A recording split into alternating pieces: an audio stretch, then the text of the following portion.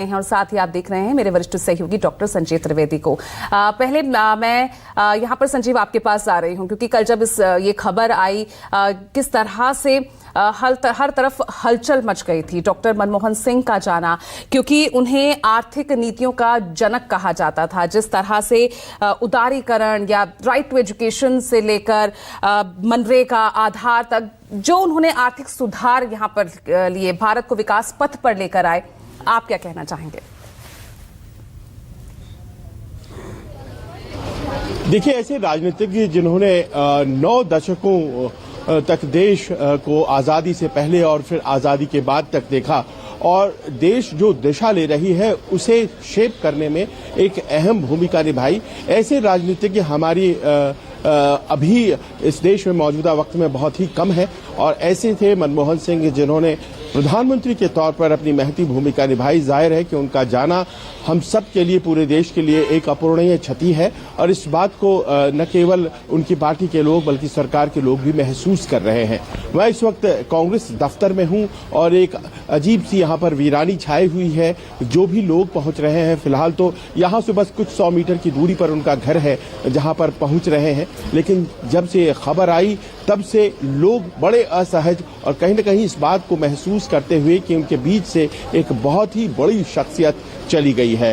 Doctor Manmohan Singh को मैं करीब 10 साल लगातार जब वो प्रधानमंत्री थे उस दौर में हमने कवर किया और प्राइम मिनिस्टर ऑफिस और कांग्रेस पार्टी, इन दोनों के बीच उनके आने जाने का जो सिलसिला हुआ करता था वो इन्हीं जगहों पर हम देखा करते थे। यहीं पर दूर सामने गाड़ियां खड़ी होती थी उनकी, जब वो प्राइम मिनिस्टर थे और जब वो नहीं थे तब भी, और यहां से उतर करके वो कांग्रेस दफ्तर जाया करते थे। घंटों अंदर लोगों के साथ चर्चा बातचीत और उसके बाद फिर बड़ी शालीनता के साथ वापस आते हुए सबों का अभिवादन करते हुए वो चले जाते थे। खास बात उनकी ये रहती थी, मैं देखता था कि जब भी वो यहाँ आते थे और भले ही वो देश के प्रधानमंत्री थे, लेकिन पार्टी की जो डिसिप्लिन थी और पार्टी की जो हायरार्की थी उसका रिस्पेक्ट करते हुए वो किनारे खड़े होते थे, कांग्रेस अध्यक्ष का इंतजार करते थे।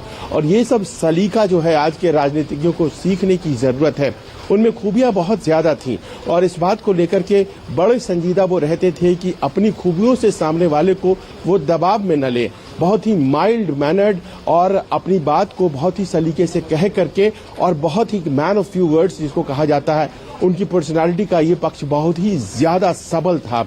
एक अधिकारी के तौर पर जब वो आरबीआई के गवर्नर हुए या फिर एक वित्त मंत्री के तौर पर या फिर देश के प्रधानमंत्री के तौर पर, इन सब भूमिकाओं में या फिर लीडर ऑफ अपोजिशन राज्यसभा में जब वो थे, इन तमाम भूमिकाओं में कहीं भी एक लेश मात्र भी उनके ऊपर कोई लांछन नहीं। और सबसे मजे की बात देखिए कि आखिरी सरकार 2009 से 2014 की थी, उनके ऊपर तमाम आरोप उनकी सरकार पर लगे, लेकिन आज तक कोई भी उस वक्त का विपक्ष और आज का सत्ता पक्ष उनके ऊपर कोई आरोप नहीं लगा पाया। एक ऐसी शख्सियत का जाना जाहिर है कि एक युग के समापन की जैसा है और यही बात यहाँ सब लोगों को साल रही है। कांग्रेस दफ्तर में वो तमाम कर्मचारी, ये लोग यहाँ काम करते हैं, सबों को मैंने बहुत ही ज्यादा गमगीन और दुख में देखा।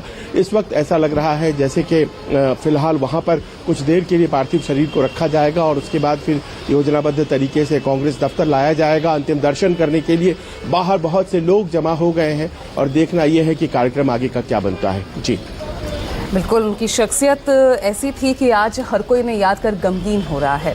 राजीव आपके पास आ रहे हैं। राजीव, यहाँ पर डॉक्टर संजीव अपने अनुभव साझा कर रहे थे, किस तरह से